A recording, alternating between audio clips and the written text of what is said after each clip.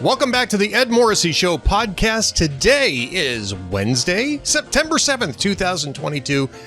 Lots of great stories up at Hot Air, and most of them aren't mine now. I mean, I'm the managing editor, so I'm working on headlines. I'm doing things behind the scenes. I'm preparing for a very interesting VIP launch that will, I think, get announced today. It's not yet, but I think it's going to get announced today. It will certainly take place tomorrow, and it's going to be pretty awesome. But can't tell you what it is at the moment. However, lots of other great stuff going on. As we're writing right now, our biggest story in terms of page views is Beej Wellborn's post. She's been here 2 whole days, and she's already making waves. Matt Gaetz' opponent blowing up local Dems and making friends. I can't tell you how popular that post is. Beej has a writing style all of her own, and it's looks like we're going to have some fun with that. She's got another post in the pipeline right now, so that'll be up later today. You get a chance to take a look at that, and kind of swamping out a couple of my posts. I have a couple of ones that I'm just a little bit jealous of Beej here now. Just a wee bit jealous of Beej. I wrote a couple of posts today, and, again, as managing editor, I'm going to be doing somewhat less post writing, but this week we're going to have some deficits, so I need to make sure that I'm kicking in. And so I'm probably going to do a full slate today, or pretty close to it. The 2 things that I picked out here today, actually 3 things. One was the big news was overnight, which was the leaks that are going to the Washington Post over the documents that were discovered by the FBI during their search of Mar-a-Lago.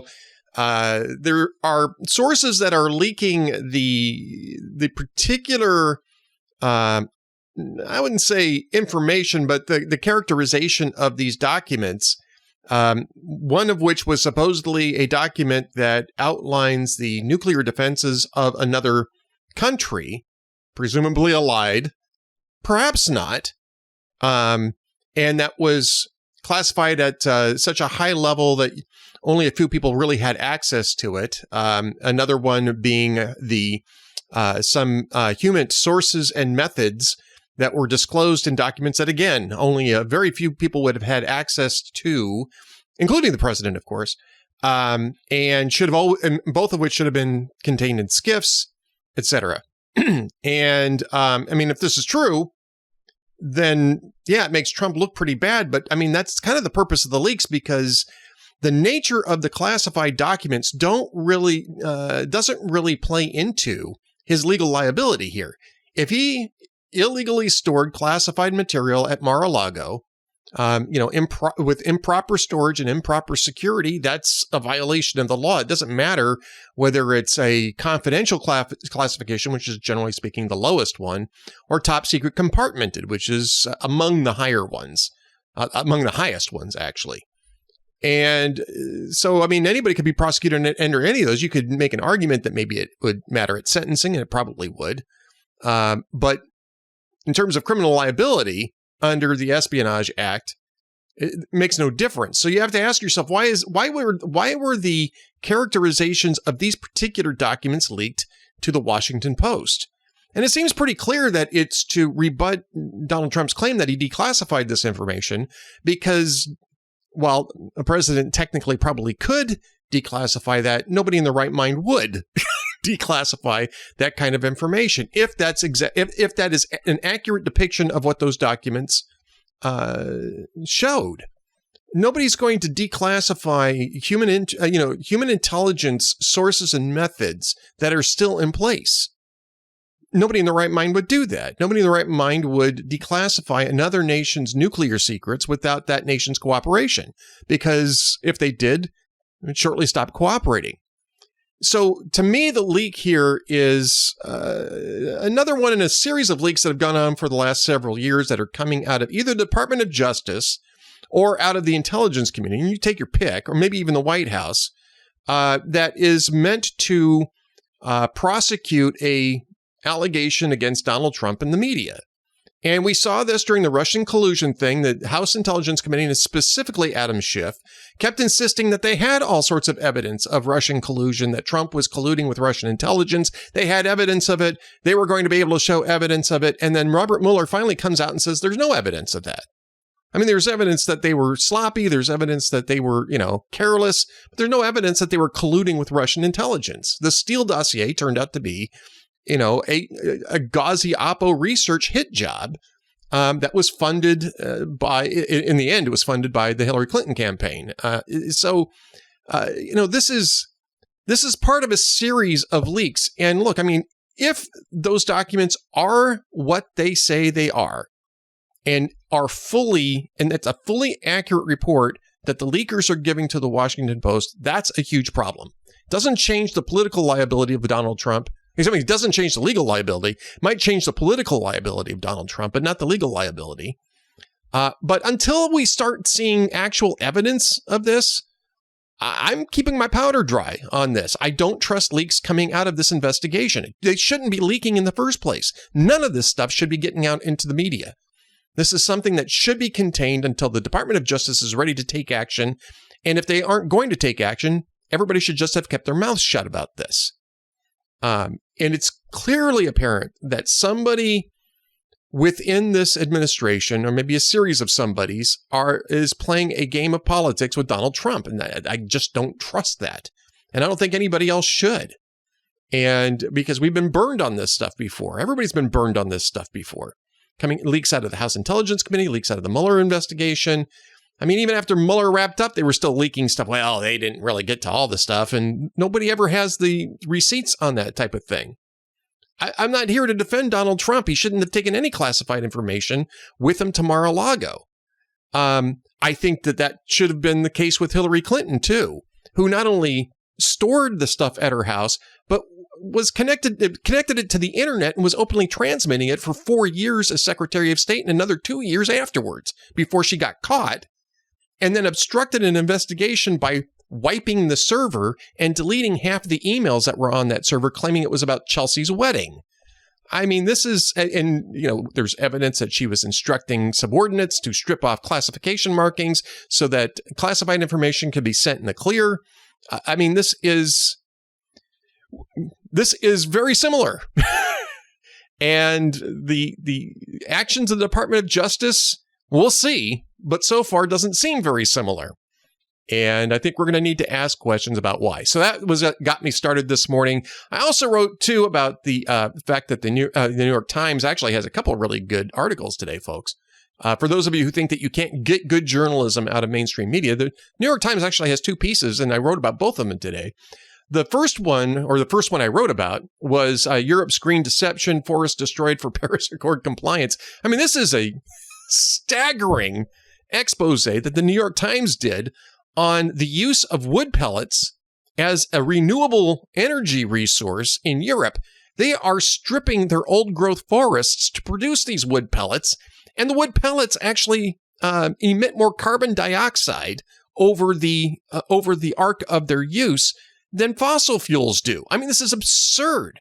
It is a cautionary tale on perverse incentives, on regulatory screw-ups, and on manipulation, all to comply with Paris Accords rather than actually solve the problem. If you want to solve the problem, frack and get natural gas out of the ground. Leave your forests in place because they're carbon dioxide sinks. That's how you get carbon dioxide out of the air. You leave the forests alone. You burn natural gas instead, or use nuclear power, or even use coal, which is actually less emitting of carbon dioxide than the wood pellets turn out to be.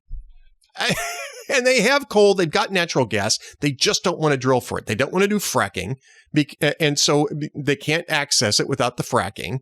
So they'd rather just buy it from Russia, which is leaving them in the position that they are right now. I mean, it's a model of green hypocrisy, this story is. Second one is the New York Times also reports that Health and Human Services is still requiring Head Start facilities to mask toddlers.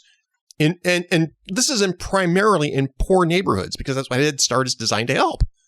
So they're requiring, economically disadvantaged or I'll say this, toddlers from economic disadvantaged families, which is the best way to put this, to wear masks, which they can't do for any sustained period of time. If you've ever had a toddler, if you've ever seen a toddler, you know a toddler is not going to put that mask on and keep it on for, 4 hours a day or 6 hours a day.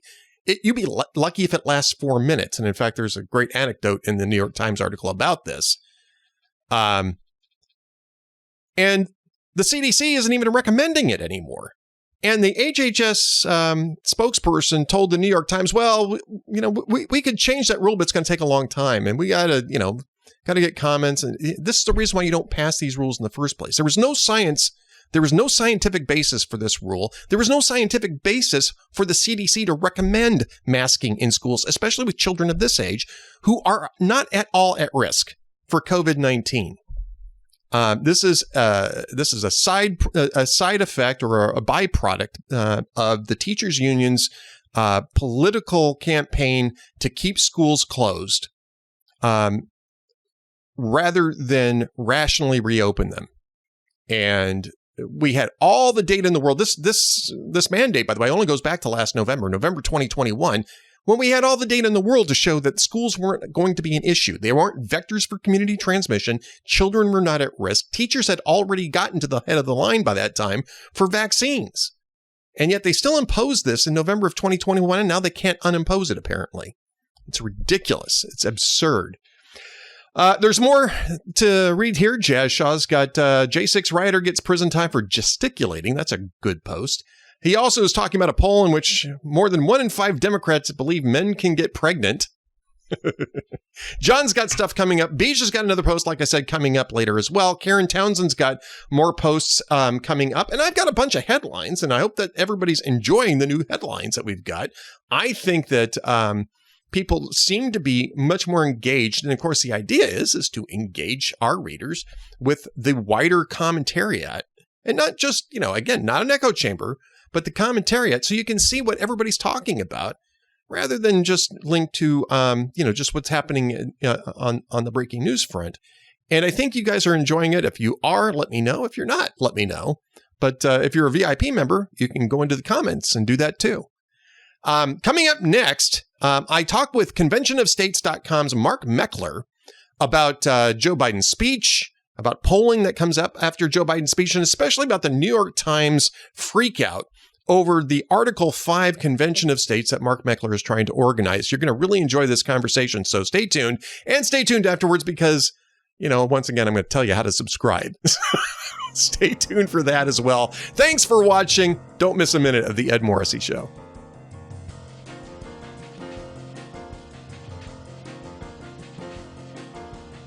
Welcome back to the Ed Morrissey Show podcast. I am very pleased to reintroduce you to Mark Meckler from Convention of States, who, like me, was a little mystified reading the New York Times this past weekend, saying that elements on the right are trying to hold a convention, an Article 5 convention, Mark. And I mean, did anybody even bother to reach out to you to talk to you about this thing?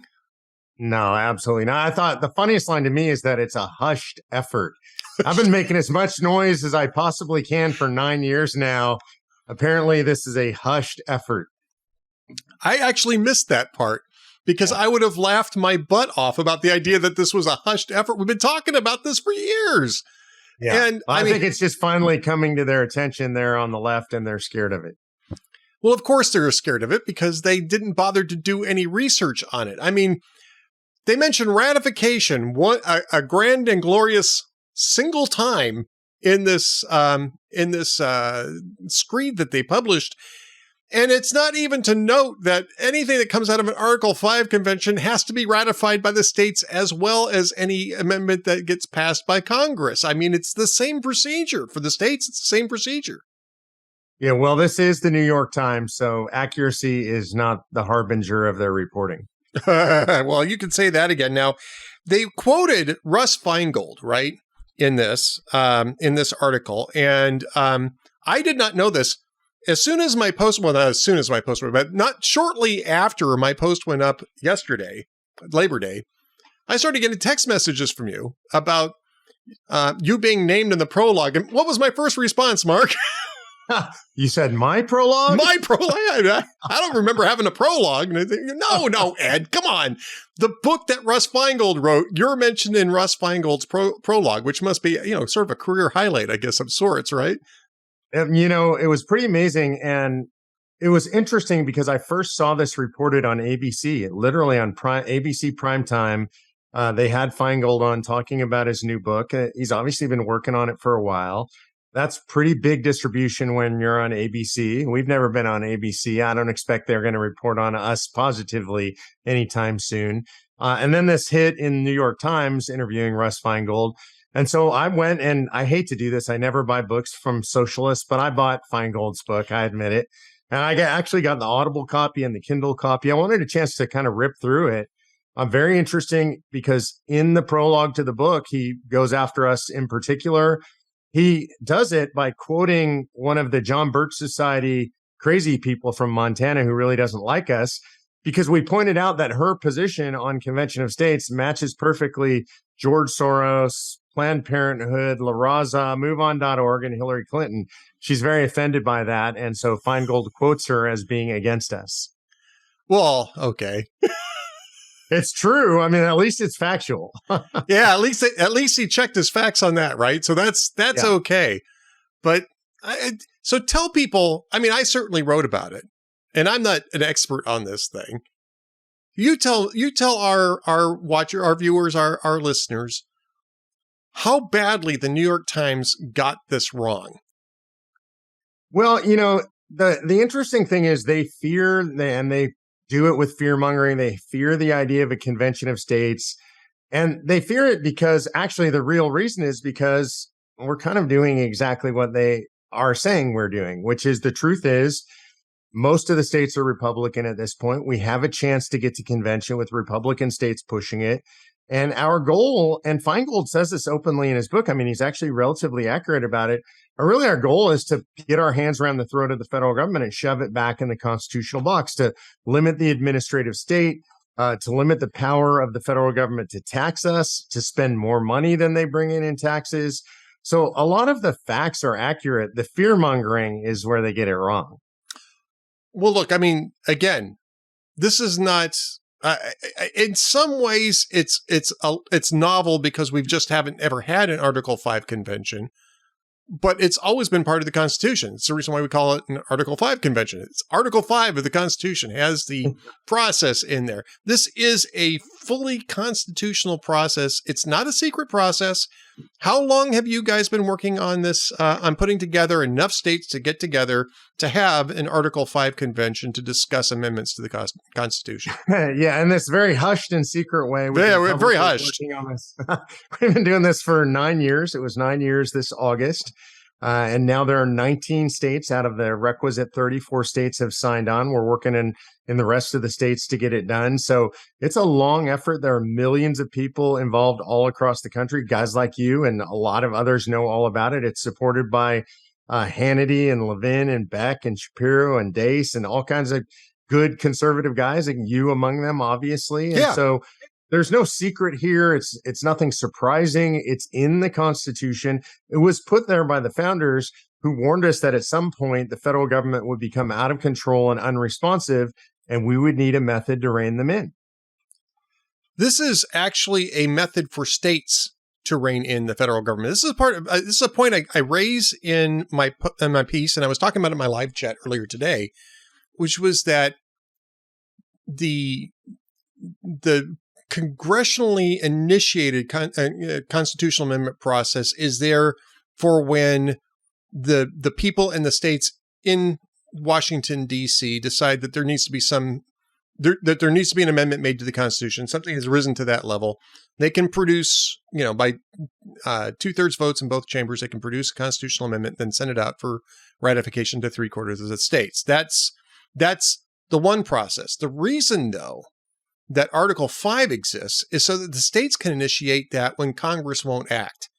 And This is one of my big keys here, is because the reason why, conventionofstates.org and the people that you're working with at conventionofstates.org want to call this constitutional convention is because Congress is actively accruing power that it shouldn't have. And Congress is not going to correct that on its own. They could correct it without a constitutional amendment, just simply saying, oh, we shouldn't be doing this and rolling back all the stuff that they've been doing. Article 5 is there for the states, and that's part of the constitutional structure that the Constitution was meant to preserve, which was that the states are sovereign in and of themselves, and they are stakeholders in the federal government. It's also the reason why the Senate was appointed by the states rather than directly elected by popular vote initially, and why the 17th Amendment is terrible, but that's a whole other whole other topic for another day. Maybe it comes up at the Convention of States, I'd hope. But we hope. But the Article 5 is there as a corrective for the states, so that the states can protect their own interests in limiting the federal government. That's really all Article 5 is. It's just another mechanism to do what Congress already has the authority to do. Yeah, and we actually know very specifically what the framers intended when they put it in. We have Madison's notes.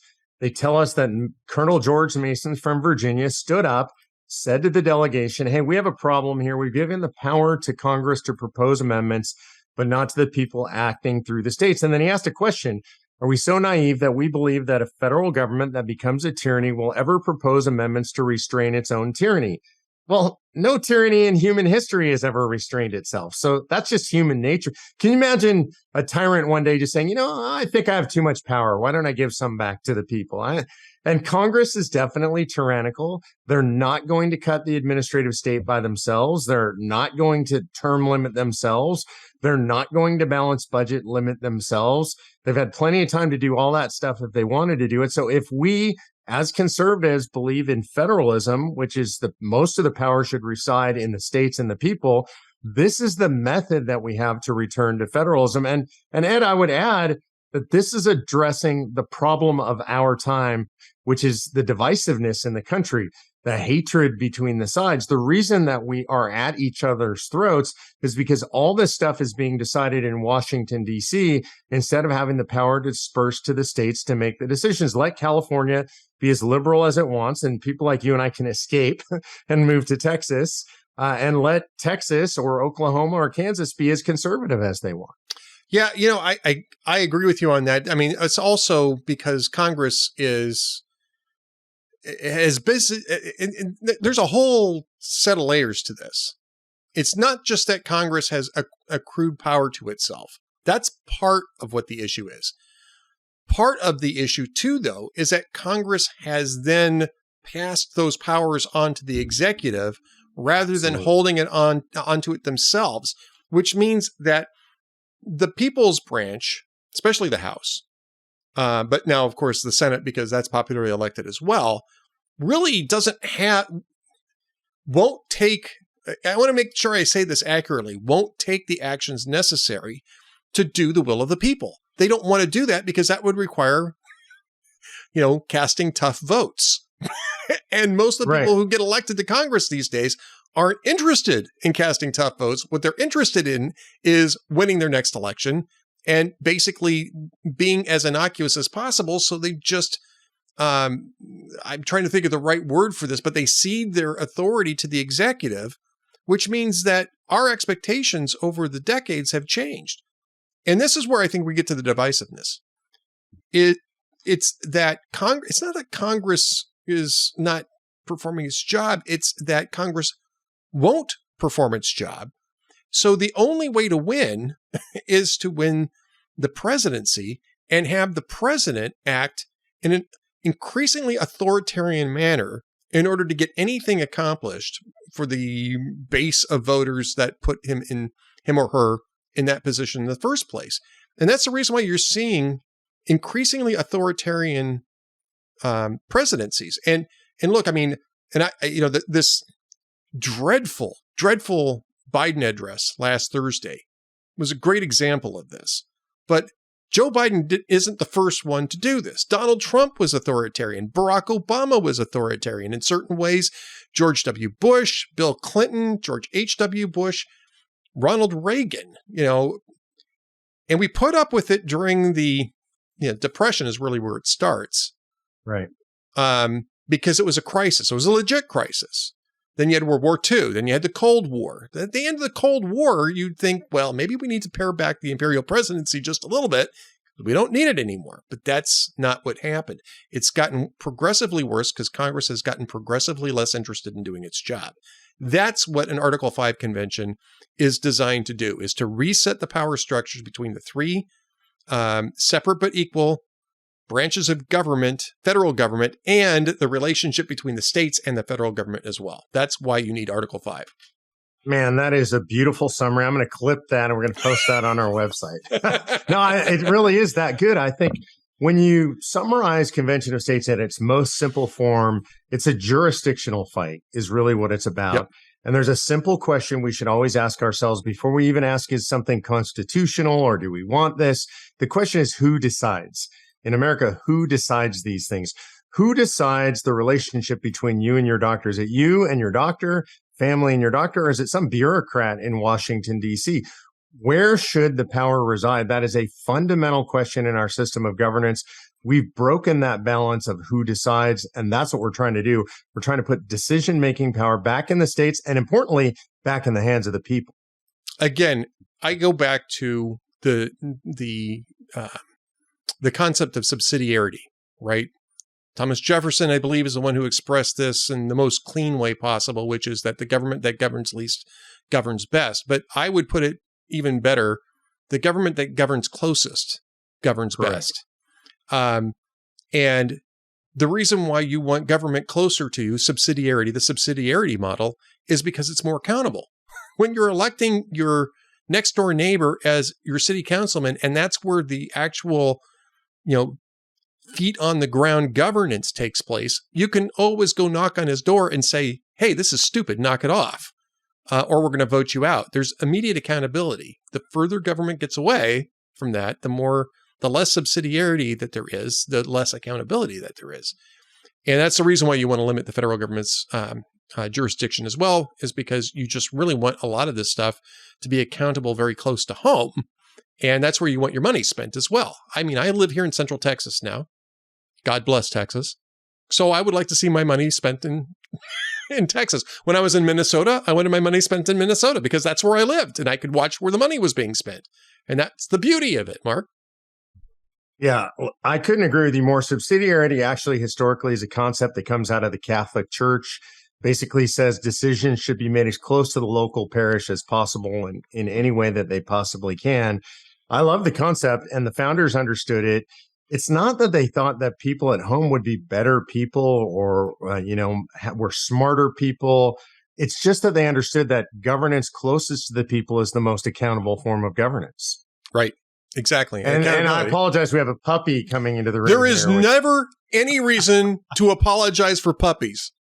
I mean, he's been particularly aggressive about appearing in video today. He is a 5-month-old Great Dane who now weighs about 85 pounds. So he pretty much goes where he wants to go. Well, he should be on the show. What's his name? His name is Winston. Come here, buddy. Winston. What a great name. There we go. Come here. Let's see Winston. Right, this is Winston. This is my little lap dog, Winston. Ah, there you go. Now, what podcast would be complete without a puppy like Winston? Come on, man. You can't apologize for that. There's another one in the background there on the ground. He's full grown. He's about 150-pound, 8-year-old Great Dane. So, well, there you go. This is why people watch podcasts. This real life. Real life. I don't know if you remember this. The episode, or not episode, but it was a newscast. I think it may have been in the United Kingdom, but it could have been here, where the guy was reporting from his office. This is pre-pandemic, right?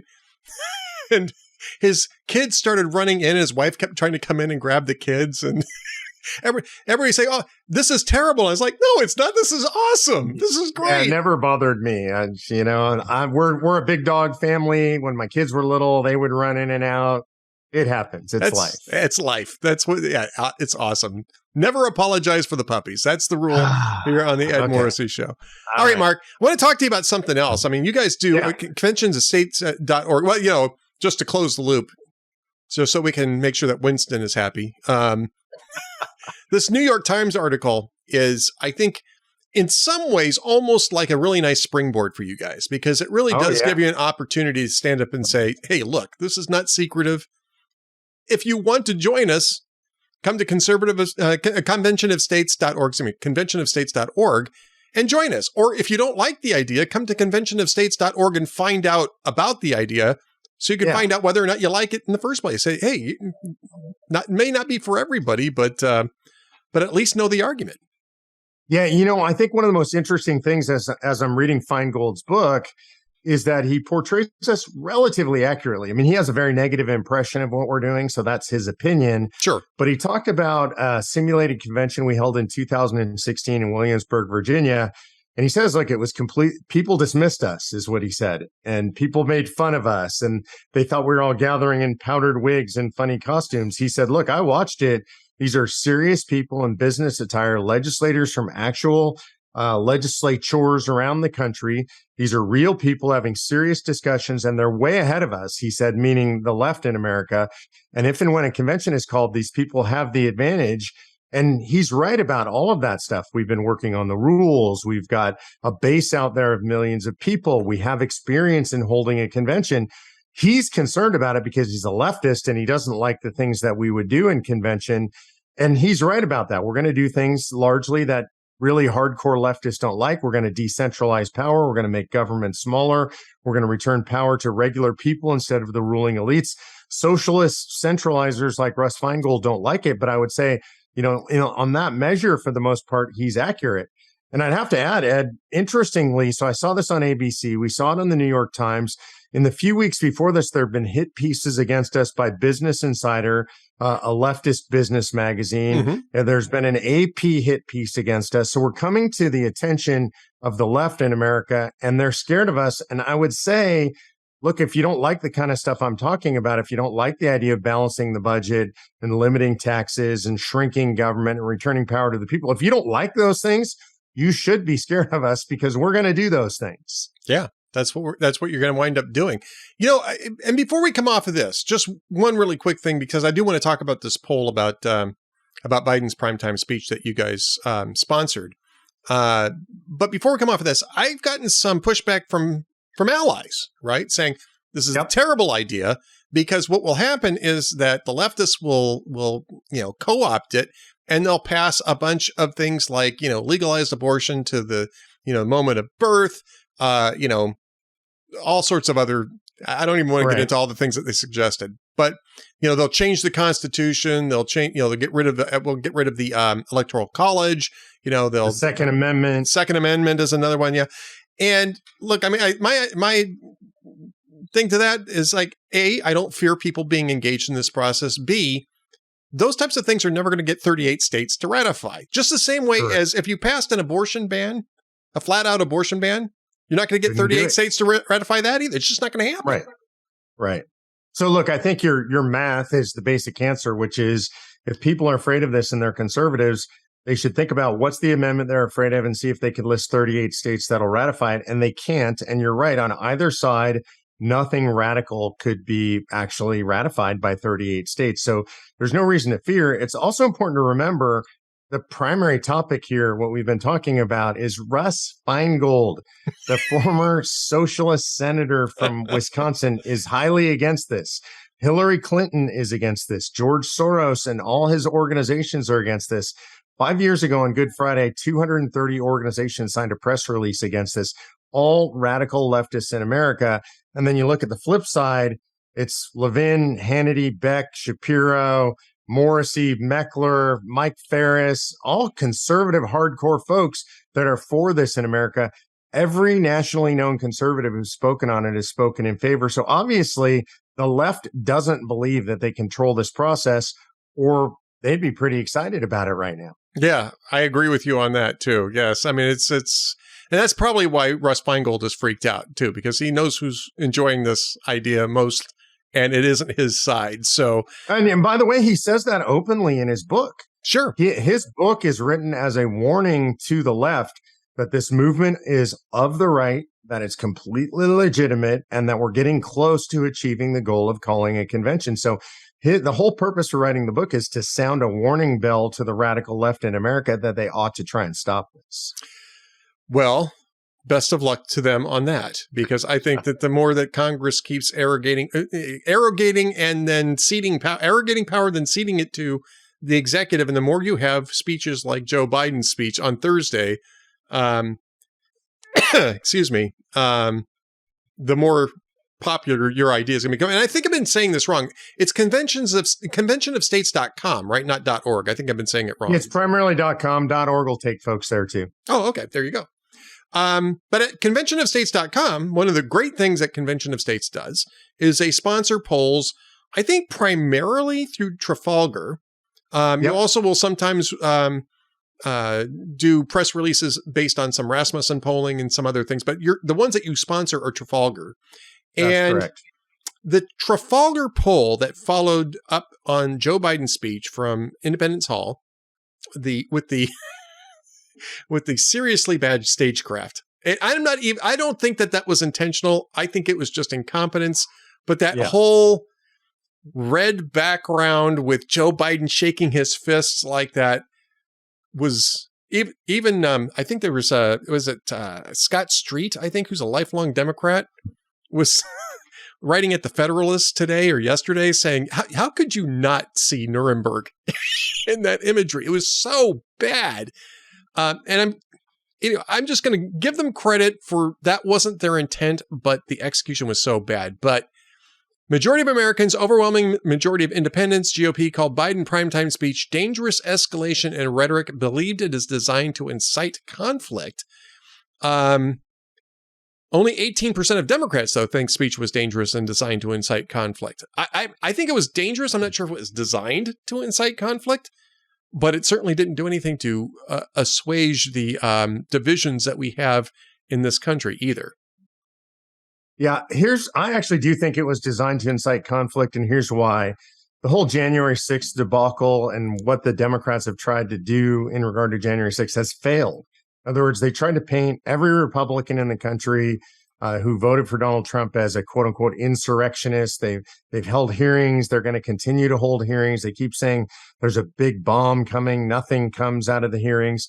It's largely been a failure. And so this is a way for them, I believe, to try to escalate. What they're looking for is violent behavior to come from the right. I think they're trying to prod and poke and cajole the right into doing something violent. And I would say to all of my friends on the right, don't, right? Just avoid this impulse. I understand why you're frustrated. I understand why Biden's speech would make you angry and make you feel like you're being persecuted by the party in power, because you are. But we need to sit back. We need to activate lawfully. We need to make sure we vote. We need to make sure we hold a convention of states, because they are trying to get us to the point where they can simply suppress us entirely. Yes. And I think that is it's a rhetorical escalation. Absolutely. And the problem is with rhetorical escalations is that even if it's not intentional, they lead to bad consequences. Yes. And you can see that in some of the commentary afterwards, especially over on MSNBC, where you had commentators saying this is a wartime speech and we're at war with these people. And it's like, and Eugene Robinson, who's a columnist it was the first one I saw that said this. And I said, question, if the United States is at war and this is a wartime speech, who's the enemy? Because I think it would be good to identify who the enemy is, because I didn't hear that, first off, that we're at war. And secondly, that this is some sort of wartime speech. In fact, the White House actually tried to package it as something entirely opposite of that. This was going to be a call to evaluate the soul of the nation. That sort of thing. And so clearly that message didn't come across very well, even among their allies. In the end, look, he called us enemies of democracy, essentially. He said people like us are a danger to the republic, a clear and present danger. And so that is a wartime call. And it's important that we remember, if you look at all totalitarian movements, there's always an element of, for lack of a better way to put it, in Maoist China, it was the Red Brigades. In Nazi Germany, it was the brown shirts. Important to remember, these are citizen-led movements. Yep. But they were created, the climate for them was created by the governing party that said, you have to go out and you have to silence speech. You got to drag people out of their homes and shame people.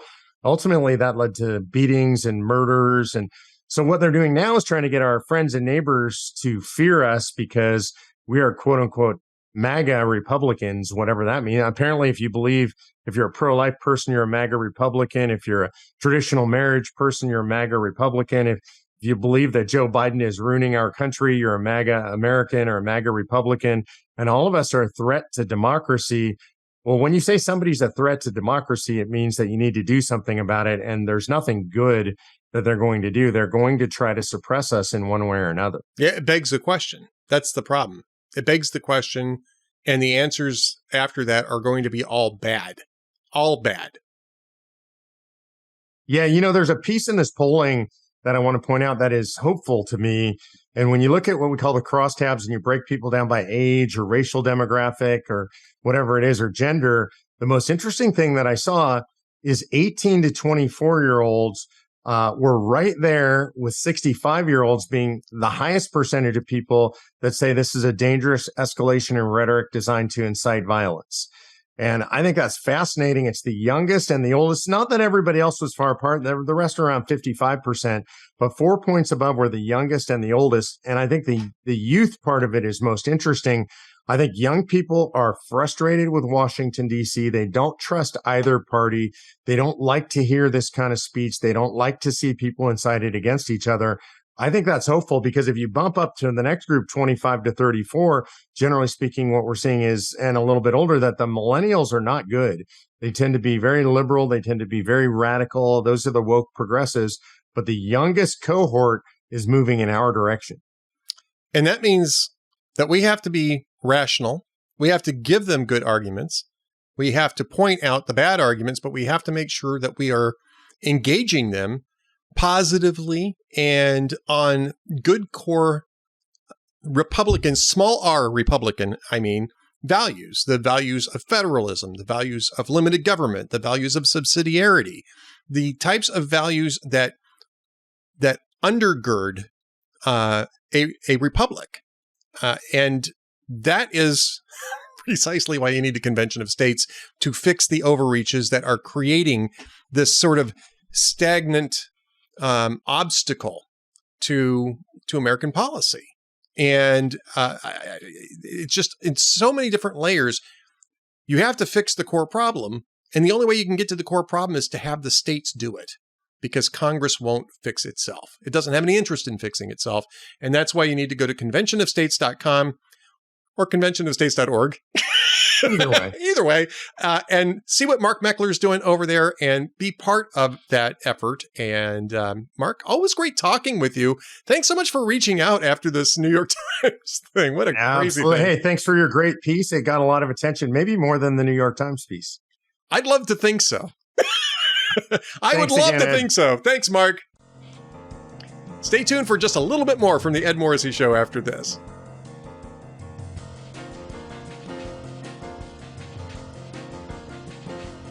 Thank you for watching and listening to the Ed Morrissey Show podcast. Be sure to subscribe at Spotify, Apple Podcasts, and YouTube to get alerted as soon as new episodes get published.